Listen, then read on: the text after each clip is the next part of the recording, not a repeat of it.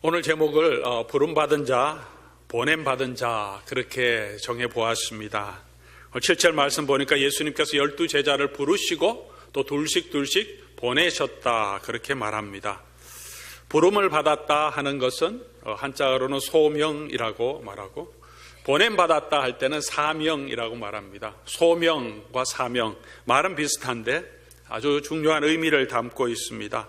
소명의 사전적인 의미를 찾아보니까 신하를 부르는 왕의 명령이라고 먼저 기록되어 있습니다. 신하를 소환할 때 오너라 무슨 대사든지 무슨 또 대신이든지 왕이 명령할 때 그 어명을 받들어서 찾아 나오는 것, 그것을 소명이라고 한다. 두 번째로는 사람이 어떠한 특수한 신분으로 신을 봉사하도록 신의 부름을 받은 것, 이렇게 영적인 의미로도 사용된다 그렇게 기록되어 있습니다. 사명은 사신이나 사절이 받은 명령, 왕이 불러서 보낼 때 보내는 그 사명, 그렇게 왕이 주는 명령을 사명이라고 하고, 또 맡겨진 임무를 사명이라 그렇게 한다고 합니다.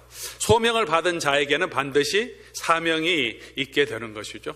왕이 불렀다면, 신이 불렀다면 부른 이유가 있기 때문에 부른 그곳에는 이미 소명이 그 사람에게 주어집니다. 소명과 사명은 될 수 없습니다. 예수님의 제자를 부르신 그 부르심에도 반드시 사명이 있는 것을 보게 됩니다. 소명과 사명을 생각할 때 이 단어 안에 굉장한 특권 또는 영광, 또 동시에 책임과 헌신이라는 것이 포함되어 있다는 것을 우리가 느낄 수 있습니다. 굉장히 조금 무겁고 또 비장하고 또 장렬한 그런 의미가 들어 있습니다. 소명, 또 사명이라는 그 말씀 안에 부모가 자녀를 부를 때 누구야 밥 먹어라 하는 이런 부름이 아니고, 왕이 또 신이 사명을 주시기 위해서 부르는 그런 소명을 말하고 있습니다.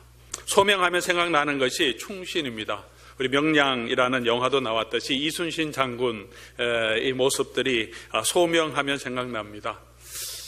신에게는 12척의 배가 있습니다. 그러면서 나라를 구하고자 자기의 사명, 부름, 왕의 부름에 순종하고 거기에 최선을 다해서 나가려고 하는 장군의 결의가 담겨 있는 사명을 받은 자의 그 사명감이 담겨 있는 표현입니다.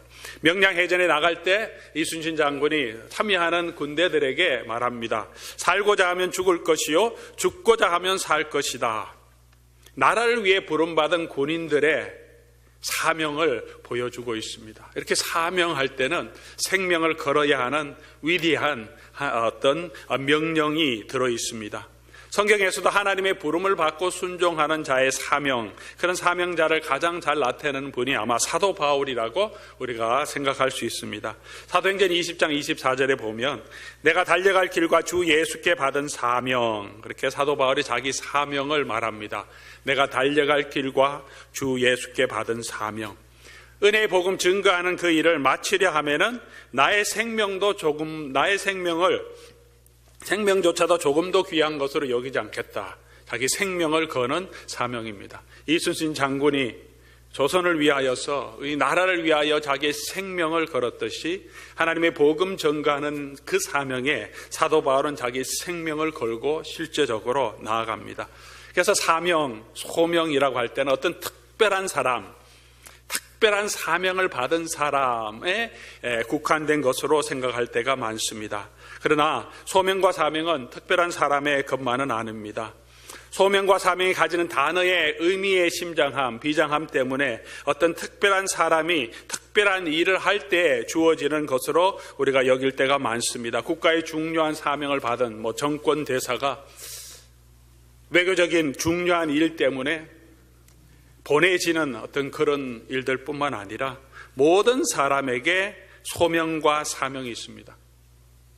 저희가 어릴 때 국민교육 헌장이라는 것을 있었습니다. 혹시 여러분 기억하시는지 모르겠습니다. 어릴 때부터 학교 들어갈 때부터 이것을 외우도록 했고 외웠습니다. 이것은 이렇게 시작하죠. 우리는 민족 중흥의 역사적 사명을 띠고 이 땅에 태어났다.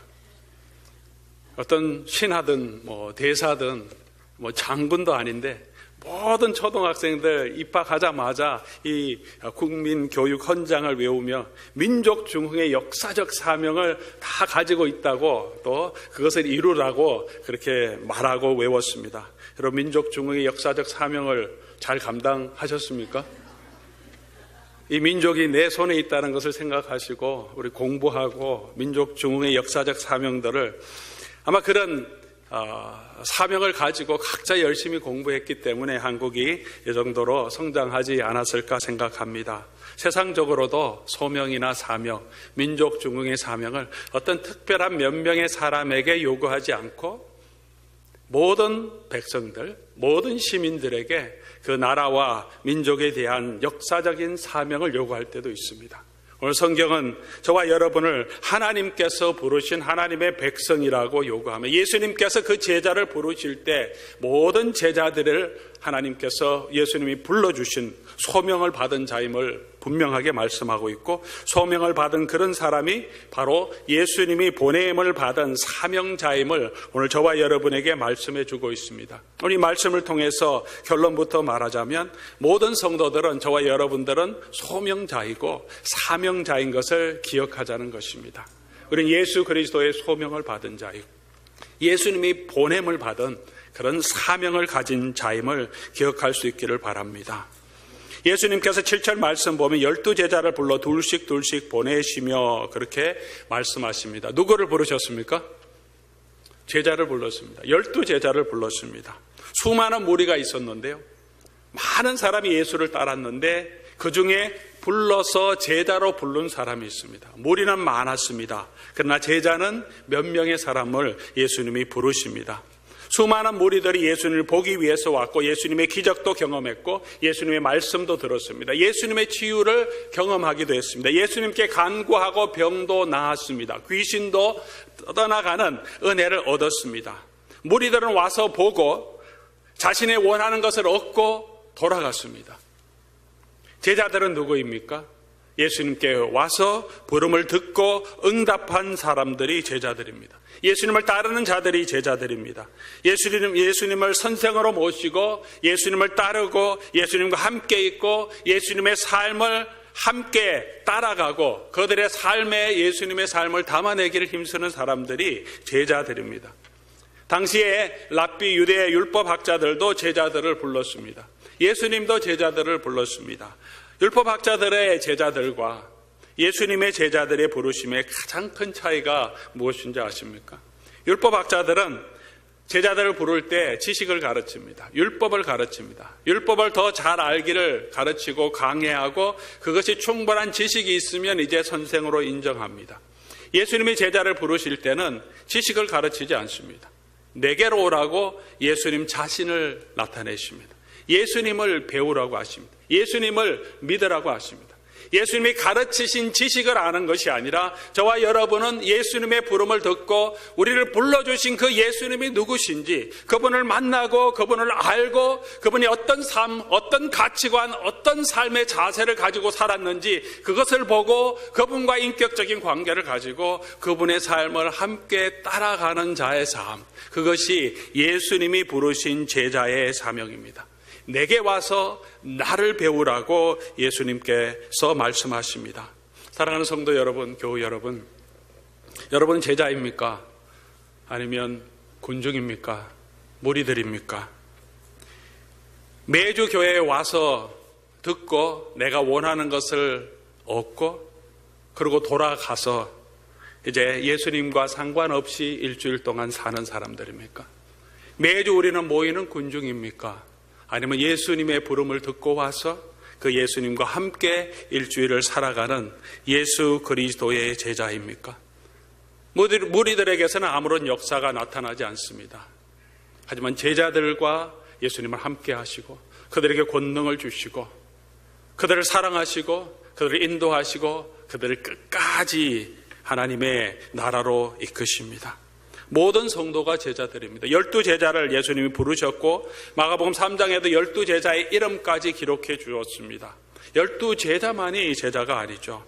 마가복음 8장 34절에 보면 무리와 제자를 불러 이르시되, 무리와 제자를 같이 부릅니다. 그리고 누구든지 나를 따라오려거든 누구든지라고 말합니다. 공식적으로 제자로 부른 12사람도 있고 그 주변에 많은 무리도 있습니다. 그러나 예수님의 제자, 본질적으로 제자가 되는 것은 누구든지 나를 따르는 사람은 모두 내 제자가 된다고 말씀하십니다. 왜 12명을 세웠습니까? 12명을 세운 구속사적인 의미가 있습니다. 하나님이 이스라엘 나라를 세울 때 야곱의 12아들을 통하여서 하나님의 나라의 틀을 세워가십니다.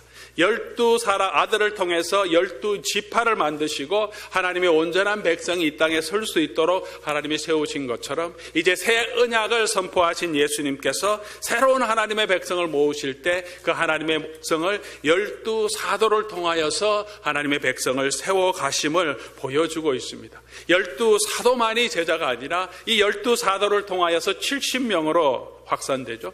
70명이 예수님이 승천하실 때 120명으로 확산됩니다. 120명이 3,000명으로 확산됩니다. 3,000명이 5,000명으로 확산되며 이제 셀 수 없는 수많은 민족과 백성과 언어와 종족 가운데서 하나님의 제자를 부르십니다. 예수님께서 마지막 떠나실 때 제자들에게 명령하셨습니다. 마태복음 28장에 그러므로 너희는 가서 누구를 제자로 삼아야 합니까? 모든 민족으로 제자를 삼아.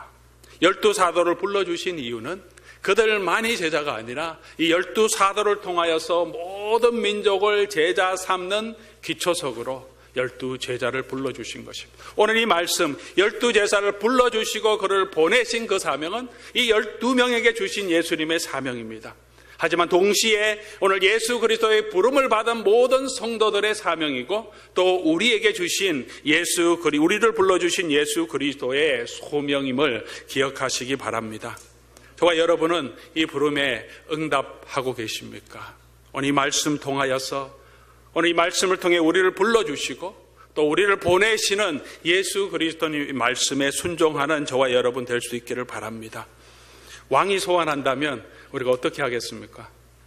아버지가 부모님이 불러도 바로 일어나서 대답하는 것이 자녀들의 자세죠. 때로는 늦잠 자는 아들은 불러도 대답이 없죠. 아침에 아무리 일어나라 그래도 대답 없는데 오늘 예수님께서 저와 여러분을 부르시는데 누구야 나에게로 나아오라 이 예배의 자리로 부르시는데 우리는 그 예배의 자리에 부르심에 진정으로 응답하며 준비하여 기쁨으로 나옵니까?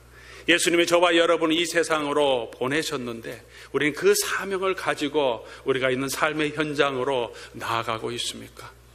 예수님 부르시는데 불러도 대답 없는 이름이 되어 있지는 않습니까? 오늘 저와 여러분들 예수님의 소명을 가지고 사명을 받은 자로 설 수 있기를 주님의 이름으로 축복합니다. 제자들이 완벽한 자들을 예수님이 불러서 보내신 것이 아닙니다. 오늘 이 제자들의 모습 12제자를 불러서 보내고 놀라운 능력이 나타났는데 지금까지 우리가 마가복음을 쭉 읽어보면서도 사실 이 제자들의 믿음이 그렇게 특별한 사람이 아닌 것을 우리가 충분히 알고 있습니다. 12의 혈루증 앓은 여자 또는 야이로 또 이름 없는 예수님께 나아왔던 그런 작은 자들이 오히려 더 큰 믿음을 보여주었습니다. 제자들은 예수님의 사명을 잘 알지 못했습니다. 기도하는 예수님을 또 다른 곳으로 가서 전도하려고 하는 예수님의 사명도 잘 알지 못하고 그들을 반기는 가버나움으로 돌아가자고 말합니다. 풍랑이자 예수님을 원망합니다. 예수님이 그들이 믿음이 부족하다고 책망도 하십니다. 예수님께서 사람들이 민다고 12의 혈루증 앓은 여자를 찾을 때 예수님께 짜증도 냅니다. 다 사람이 미는데 뭐 미는 사람 찾고 계십니까? 완벽한 자들이 아니었습니다. 오늘 이 본문이 지나고 나서도 이들은 여전히 마음이 둔하여서 예수님의 가르침을 잘 깨닫지 못하는 부분도 있습니다. 부족한 사람입니다. 다른 사람과 큰 차이가 없는 사람입니다. 그러나 예수님께서는 그런 사람들을 불러서 사명을 주심을 오늘 이 말씀을 우리에게 보여주십니다. 왜 그렇게 하십니까? 이 중요한 사명, 하나님의 나라의 복음을 전가하는 사명에 정말 준비되고 제자 훈련 처음부터 끝까지 잘하고 인격도 괜찮은 사람을 보내는 것이 아니라 여전히 부족하고 지식도 부족하고 믿음도 부족한 이런 제자들을 예수님께서 불러서 가라고 보내십니다. 왜 그렇습니까? 복음의 능력은 그 복음을 전하는 사람의 지식과 그 복음을 전하는 사람의 인격으로 전하는 것이 아니라 복음의 능력은 보내는 자의 권위와 보내는 자의 말씀의 능력으로 나타나는 것이기 때문입니다. 오늘 저와 여러분을 이 땅으로 보내시는 예수 그리스도께서 우리의 능력과 우리의 지혜와 우리의 지식으로 가라고 하지 않으시고 내가 너와 함께 할 때니까 너는 순종하라고 말씀하십니다. 부름받은 그때부터 저와 여러분은 보냄받은 사람임을 기억하시기 바랍니다. 어디로 우리를 보내십니까? 제자들을 어디로 보내십니까? 둘씩 어디로 보내십니까? 예수님이 다녔었던 그 모든 촌과 마을로 보내십니다. 그 지역이 어디입니까? 갈릴리 지방이죠. 갈릴리 지방입니다. 이 제자들이 부름받은 곳입니다. 그들의 삶의 터전입니다. 어떤 마을은 아마 그들이 자라왔던 고향일 수도 있습니다. 바로 그 삶의 현장으로 예수님이 제자들을 보내십니다. 예수님이 지금 바로 예수님의 고향에서 배척을 받았습니다. 이들도 가면 배척을 받을 수도 있습니다. 예수님 배척받았듯이 그들이 쫓겨날 수도 있습니다. 그러나 그들의 삶의 현장으로 그들을 다시 보내십니다. 그라사의 광인이 예수 그리스도 안에서 치유함을 받고 그가 예수님을 따르고자 할 때 예수님께서 바로 보내십니다. 예수를 경험한 바로 그 사람을 바로 그때부터 예수님의 놀라운 일을 전하는 자로 보내십니다. 어디로 보내십니까? 내 집으로 가라고 합니다. 내 마을로 가고 내 가족으로 가서 하나님께서 내게 하신 놀라운 일을 선포하라고 말씀하십니다. 저와 여러분이 가야 할 곳이 어디입니까? 땅끝까지 우리도 가야 합니다. 땅끝까지 가야 하는데 어디서부터 시작해야 합니까? 예루살렘부터 시작합니다. 우리가 있는 그 삶의 현장부터, 삶의 터전에서부터, 우리가 있는 가정에서부터, 직장에서 내가 왕래하는 만나는 모든 사람들에게 저와 여러분은 예수 그리스도의 부름받은 자로 또 그곳으로 보냄받은 자임을 분명히 기억할 수 있기를 바랍니다. 그 보낸 자에게 두 번째로 예수님이 권위를 주십니다. 사명자에게 주시는 권위가 7절에 기록되어 있습니다. 7절 말씀 보면 12제자를 부르사 둘씩 보내시며 어떻게 하십니까? 같이 한번 읽어보겠습니다.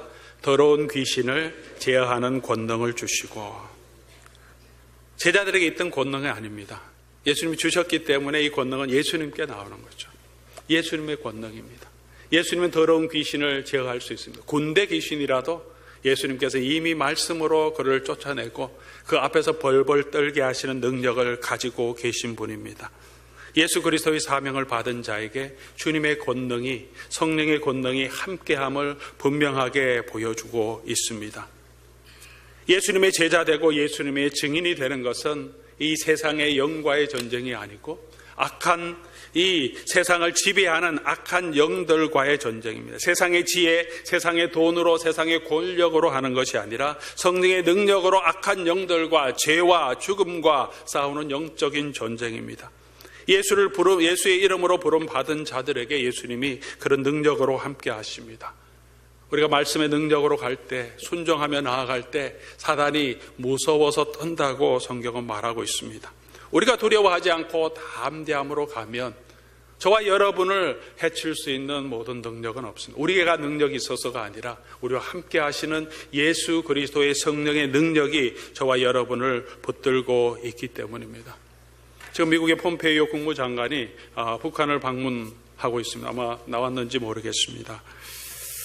폼페이오 장관을 우리 김정은 위원장이 무서워할까요? 무서워할까요? 안 무서워합니까? 그래요?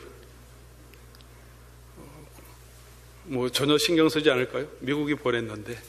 폼페이오 장관이 좀 덩치도 크고 김정은 위원장보다 훨씬 덩치가 크니까 둘이 싸우면 혹시 폼페이오 장관이 이길 수도 있겠죠. 그런데 김정은 위원장 주위에 그 경호원들이 있습니까? 리무진 갈 때 옆에서 그냥 그대로 달려가는 건장한 경호원들이 있는데 아마 그들이 한 번만 치면 폼페이오 장관 그대로 날아갈 수 있을 것입니다. 그가 가진 힘은 그렇게 강력하지 않겠죠. 그러나 그 뒤에 미국이라는 강대국이 있기 때문에, 미국의 대통령의 힘이 있기 때문에 아무도 그 사람을 건드리지 못하겠죠. 그의 말을 들을 수밖에 없어요. 힘이 있습니다. 그 사람의 힘이 아니라 그 뒤에 있는 권위를 준 미국의 힘이 있기 때문이죠. 저와 여러분도 마찬가지입니다. 마귀가 우리를 볼 때는 아무것도 아는 사람 같고, 세상이 우리를 볼 때는 너무나 보잘것없는 사람 같고, 내가 나를 볼 때도 세상 앞에서 너무나 하찮은 존재 같지만 예수님께서 저와 여러분을 붙들고 사용하십니다. 예수님 우리를 보내셨다고 말합니다. 제자들이 그런 사람이었습니다. 저와 여러분과 똑같이 성정이 똑같은 사람이었습니다. 무리들과 큰 차이가 없는 사람이었는데 예수님께서 이런 권능을 주십니다. 내 권능을 너와 함께 줄 테니까 가라고 말씀하십니다. 저와 여러분에게도, 오늘도 교회에게도 동일한 권능을 주십니다. 두세 사람이 가서 함께 기도하고 함께 매면 하늘에서 함께 매게 하겠다. 풀면 하늘에서도 풀게 하겠다. 성도에게 주신, 오늘 교회에게 주신 예수 그리스도의 권능입니다. 우리는 그 권능의 능력을 너무나 보잘것없는 거로 생각하고 인식하지 못하는 것이 우리의 문제죠. 그 권능의 능력을 내가 알면 담대할 수 있는데 왜 능력이 우리에게 나타나지 않습니까? 왜 우리는 이렇게 쫄고 겁내고 두려워합니까? 우리 왕 대신 예수 그리스도의 능력, 예수 그리스도의 영광을 우리가 잘 알지 못하기 때문입니다. 오늘 저와 여러분이 왜 이 자리에 모였습니까? 왜 다시 말씀을 보고 묵상합니까? 우리를 보내시고 우리를 구원하신, 온 세상을 주권하시는 예수님, 죽음을 이기신 예수님의 권능이 어떤 것인지 우리로 하여금 보고 그 영광이 어떤 것인지 알고 그 믿음 가운데서 담대함을 가지고 다시 우리의 삶의 터전으로 가서 담대하게 그 예수 그리스도가 하신 놀라운 일을 선포할 수 있도록 저와 여러분 이곳으로 소명 불러주신 것입니다. 이곳에서 그 예수의 영광을 만나고 세상으로 다시 가는 것, 보냄받은 자리에서 그 예수 그리스도의 하신 놀라운 일을 증거하는 그 능력으로 살아갈 때 우리의 능력과 지혜가 아니라 우리와 함께 하시는 예수 그리스도의 능력과 예수 그리스도의 지혜가 나타나게 된다고 말합니다. 제자들이 가서 순종할 때 귀신들도 떠나가고 많은 병자도 고침을 받고 회개하는 그 복음이 선포되었습니다. 예수님이 하실 수 있는 일인데 예수님이 오합지졸 같은 제자들을 불러서 이 영광스러운 사명을 주시고 그들을 통해서 일을 하게 하십니다. 제자들이 나가 전도하니까 온 갈릴리 지방에 예수 그리스도의 이름이 드러났다고 하십니다. 그런 제자들을 사용해서 예수님은 그의 영광을 나타내시기를 기뻐하시고 그 연약한 교회를 붙들어서 예수의 영광을, 복음의 능력을 이 땅에 나타내게 하십니다. 우리가 예수 그리스도의 능력을 의지할 수 있는 방법이 무엇입니까? 이 예수 그리스도의 권능을 입고 담대하게 나아갈 수 있는 방법이 무엇입니까? 그냥 나가면 예수 그리스도의 능력이 우리가 여기서 나타납니까? 그렇지 않습니다. 그래서 우리가 기도해야 합니다. 그래서 예수님께 엎드려야 합니다. 기도 외에는 어떻게 이런 능력이 나갈 수 있겠느냐고 예수님께서 말씀하십니다. 말씀의 능력을 위해서, 예수 그리스도를 알기 위해서, 예배의 은혜를 위해서, 전도를 위해서 내 삶이 예수 그리스도의 손에 붙들려서 예수님의 삶이 내 속에서 나타나는 순종과 사랑의 삶이 될 수 있도록 내가 엎드려서 기도하고 주님 앞에 내 손을 맡길 때 하나님께서 그렇게 맡기는 자를 붙들어서 하나님의 능력으로 사용해 주신다고 말씀하십니다.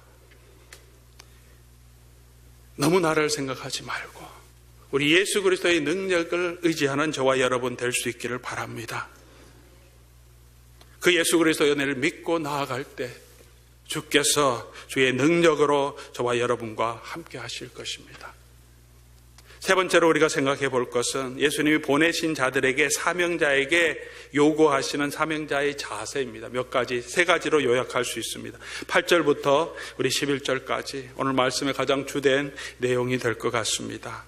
우리에게 예수님 우리를 불러주시고 보내셨을 때 어떤 자세를 요구합니까? 8절 9절 말씀을 통해서 보면, 요약하면 하나님을 전적으로 의지하라는 말씀입니다. 8절 9절 말씀, 여행을 위하여 지팡이 외에 양식이나 배낭이나 전대의 돈이나 아무것도 가지지 말고 신만 신고 두 벌 옷도 입지 말라. 여행할 때 꼭 필요한 것만 가지고 가라고 하시는 말씀이 아닙니다. 여행할 때 꼭 필요한 것도 가지지 말라고 하시는 말씀입니다. 두 벌 옷이 꼭 필요합니다. 옷 한 벌밖에 없지만 그거 젖으면 어떻게 합니까? 밤에 어떻게 그 밤의 한기를 피합니까? 한 벌은 더 있어야 됩니다. 갈아입을 옷이 있어야 되죠. 여행할 때 돈이 없이 어떻게 여행합니까? 조금의 돈은, 비상금은 있어야 합니다. 양식도 조금 있어야 합니다.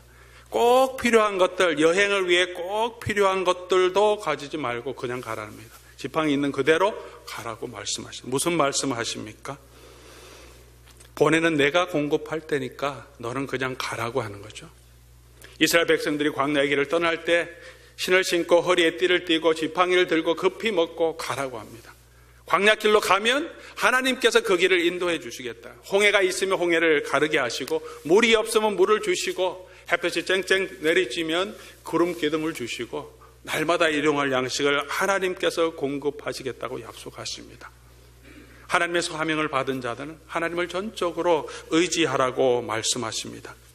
예수님이 제자로 우리가 이 땅을 살 때 조금 단순하게 살 필요가 있습니다. 우리의 필요를 계속 찾다 보면 이것도 필요하고 이것도 필요하고 하다 보면 한이 없는 것이 우리 사람의 욕심입니다. 돈도 조금만 더 필요하면 이것만 더 있으면 이것을 할 수 있겠다. 그거 채워지면 또 다른 것 필요가 항상 생깁니다. 집도 가정도 우리의 욕심은 한도 끝도 없습니다. 계속 우리의 욕심을 조금 줄이고 하나님께 맡기는 우리의 삶의 연습이 필요합니다. 너무 성공에 집착하지도 말아야 합니다. 성공하여서 내가 이 사업을 잘해서 하나님 앞에 영광을 드려야 되겠다. 그렇게 하지 말아야 합니다. 우리의 성공으로 우리가 얼마나 더 하나님께 영광을 돌릴 수 있겠습니까? 우리 가진 돈으로 우리가 얼마나 더 하나님의 부유하심에 도움이 되겠습니까? 이 세상에 부유한 자가 얼마나 많고 이 세상에 성공한 자가 얼마나 많이 있습니까? 하나님은 그렇게 영광 받으시는 것이 아니라 지금 나의 삶의 이 순간에 하나님의 백성이 하나님을 의지하고 전적으로 하나님을 믿고 순종하여 걸어가는 그 삶을 통해서 이 세상에 하나님의 영광을 드러내십니다. 나의 삶의 결과가 아니라 지금 나의 삶의 자세를 통하여서 하나님은 이 땅에 하나님의 살아계심을, 하나님의 백성을 통하여서 하나님의 영광을 드러내고 계십니다. 지금 나의 삶에 필요한 것도 많고 고민도 많고 어려운 것도 많고 환난도 있지만 하나님을 전적으로 의지하면서 또 한 걸음 걸어가는, 감사하면서 또 그 삶에 아버지 하나님이 주시는 은혜를 맛보면서 걸어가는 그런 삶을 하나님이 원하십니다. 하나님을 전적으로 의지하라고 말씀하십니다. 내가 내 필요한 것을 자꾸 챙기지 말고 소명받은 자는, 사명받은 자는 보내신 자를 의지하고 걸어가라고 말합니다. 사랑하는 성도 여러분, 쉽지 않는 일이죠. 보이지 않기 때문에 내가 필요한 것이 너무 많기 때문에 참 쉽지 않습니다. 그러나 그 믿음의 갈등의 순간에 우리 주 예수 그리스도를 신뢰하시기 바랍니다. 내일의 불확실한 우리의 삶이 있지만 그럼에도 불구하고 함께 하시고 내 길을 인도해 주실 하나님을 바라보고 믿음으로 걸어갈 때 주님께서 그 삶의 믿음 가운데 하나님의 능력과 하나님의 영광이 드러나게 하실 것입니다. 두 번째 요구하신 게 무엇입니까? 10절 말씀 보면 어디서든지 누구의 집에 들어가진 그곳을 떠나기까지 거기 유하라. 무슨 말씀입니까? 주어진 삶에 만족하라는 것입니다. 누가 영접하면 그 집에 들어가서 다른 집이 좀 더 크다고 그쪽으로 움직이지 말라. 이게 너무 집이 좋으니까 너무 부담스러워서 또 일부러 작은 집으로도 움직이지 말라는. 여러분 만져주신 내가 이미 하나님께서 허락하신 그 환경에 만족하며 그곳에서 끝까지 있으라고 말합니다. 여행자에게 그가 거하는 집의 크기가 무슨 소용이 있습니까? 우린 여행자이기 때문이죠. 사명받은 자이기 때문이죠. 우리에게 주신 하나님의 축복, 우리가 주신 그 환경을 우리가 감사하면서 그 안에서 기뻐하는 저와 여러분 될 수 있기를 바랍니다. 우리가 이 속에서 집이 크면 얼마나 더 크겠고 돈이 있으면 얼마나 더 많이 쓰겠습니까? 어제도 우리 양로병원 우리 성도님 한 분의 시어머니 양로병원에 들어가셔서 이제 마지막을 준비하고 계셔서 신방을 갔었는데 권사님 저 손잡고 기도하고 찬양하는 동안에 아무 별로 말씀 안 하시는데 놓지를 않으세요. 손을 뽑을 수 없을 정도로 쫙 잡으시고 그냥 꽉 붙들고 계세요. 90이 넘은 권사님 마지막 인간의 순간에 의지할 수 있는 것이 무엇이 있겠습니까? 우리 아버지 하나님, 우리를 지켜주시는, 우리가 의지할 분은 오직 우리 주 예수 그리스도밖에 없은 것을 다시 한번 생각하게 되었습니다.